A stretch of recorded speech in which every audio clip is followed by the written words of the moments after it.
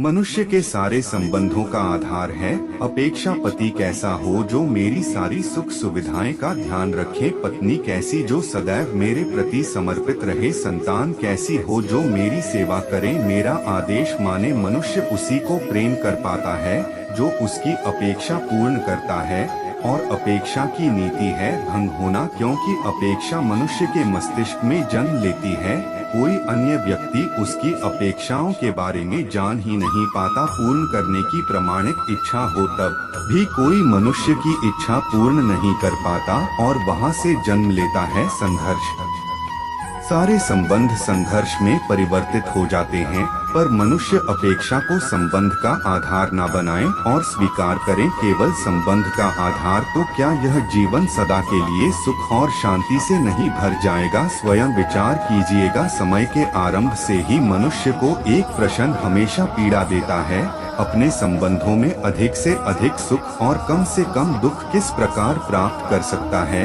क्या आपके सारे संबंधों में आपको संपूर्ण संतोष दिया है? विचार कीजिए। हमारा जीवन संबंधों पर आधारित है, इसी कारण हमारे सारे सुखों का आधार है संबंध है। तो जब कोई व्यक्ति किसी की किए गए कार्य को स्वीकार करने की कोशिश नहीं करता बल्कि उसे बदलने की कोशिश करता है, जितना ज्यादा बदलाव को इतना ज्यादा संघर्ष कभी मनुष्य ने अपने अपेक्षा पर अंकुश किया है।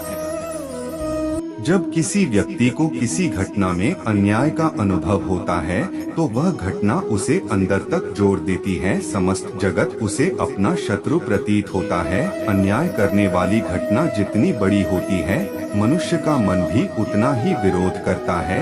उस घटना के उत्तर में वह न्याय मांगता है, और यह योग्य है। संसार जगत में किसी भी प्रकार का न्याय व्यक्ति की आस्था का विनाश। न्याय क्या है? न्याय का अर्थ क्या है? अन्याय करने वाले को अपने कार्य पर पश्चाताप और अन्याय करने वाले के मन में फिर से विश्वास जगे। समाज के प्रति इतना ही अर्थ है ना न्याय का। जिसके हृदय में धर्म नहीं होता वह न्याय को छोड़कर बैर और प्रतिशोध को अपनाता है। हिंसा के बदले प्रतिहिंसा की भावना लेकर चलता है। स्वयंभू की गई पीड़ा से कई अधिक पीड़ा देने का प्रयत्न करता है, और इस मार्ग पर चलने वाला अन्य को भुगतने वाला स्वयं अन्याय करने लगता है। सिकरी वह अपराधी बन जाता है।